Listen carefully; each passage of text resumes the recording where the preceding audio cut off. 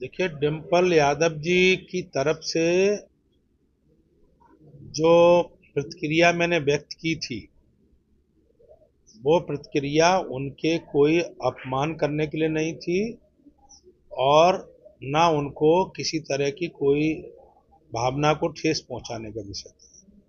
ये इटावा की लैंग्वेज में ऐसा बोला जाता है कि अपने लड़के से भी बाप बोलता है, देर में आता है, कहाँ मर गया था, इतनी देर हो गई, कहाँ मर गए तो। ये जो भाषा है, ये हम इटावा की भाषा है, बोली में ही बोल दिया है। उनको किसी तरह ऐसा मेरी भावना नहीं है। मूल बात ये है कि उन्होंने ये सवाल प्रेस की तरफ से जब आया कि डिम्पल यादव जी ने बात कही है कि भारतीय जनता पार्टी ने कोई इंडस्ट्री इटावा में नहीं लगाई है जो नौजवानों को रोजगार मिलता है, तब मैंने ये बात कही थी कि 3-3 4-4 बार समाजवादी पार्टी की सरकार रही, तब ये एक भी इंडस्ट्री इन्होंने इटावा में नहीं लगाई। हर मुख्यमंत्री काल में ये 2 लगाते तो भी 8-10 इंडस्ट्री लग जाती, 1 लाख नौजवानों को काम मिल जाता। तो तब ये कहाँ चले गए थे? तब क्या मर गए थे? ये जो मर गए शब्द बोला है, ये रूटीन लैंग्वेज में पिता बेटा से भी बोल देता है। उसी में मैंने बोला, उनकी कोई दुर्भावना से मैंने ये बोला नहीं। और ये बात सच है कि समाजवादी पार्टी के सरकार में यहाँ सूत मिल बंद हुआ। सूत मिल में 3 शिफ्टों में 5-5 हजार लोग काम करते थे, 15,000 लोग काम करते थे।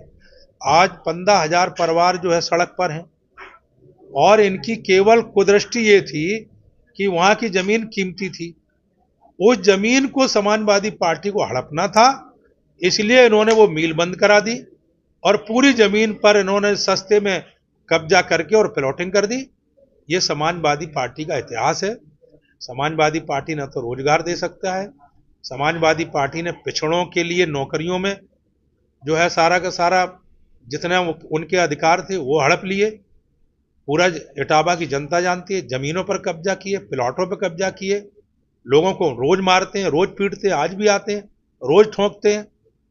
लेकिन हम ये वचन देते हैं जनता को कि मैं सांसद बनकर के जनता की सेवा करूंगा और गुंडों को ठीक से जवाब देने का काम करेंगे। एक ऑडियो इस तरह से समाजवादी पार्टी ने इस पूरे मामले को लेकर निर्वाचन आयोग से भी शिकायत की है, लोकल पुलिस यहाँ पर अधिकारियों से भी शिकायत की, तो किस तरह से आप देख रहे हैं?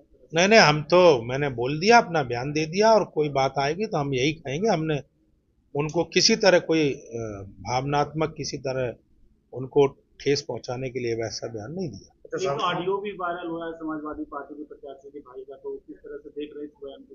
देखिए, समाजवादी पार्टी का जितेंद्र दौरे का भाई विमलेश का लड़का रोहित, जो पूरी तरह से समाजवादी पार्टी का चुनाव का प्रबंधन कर रहा है, उसने सब लोगों को समाजवादी पार्टियों को गालियां दी है और ये कहा है कि चुनाव में जीत रहा हूं और जीतने के बाद एक एक को देख लूंगा और कोई नेता नहीं रहेगा। केवल दिव्यापुर में जो है वहां के सांसद प्रदीप यादव और इटावा पूरे लोकसभा में जितेंद्र दौरे, ये 2 की केवल राजनीति चलेगी और सब साले फूके हुए कारतूस।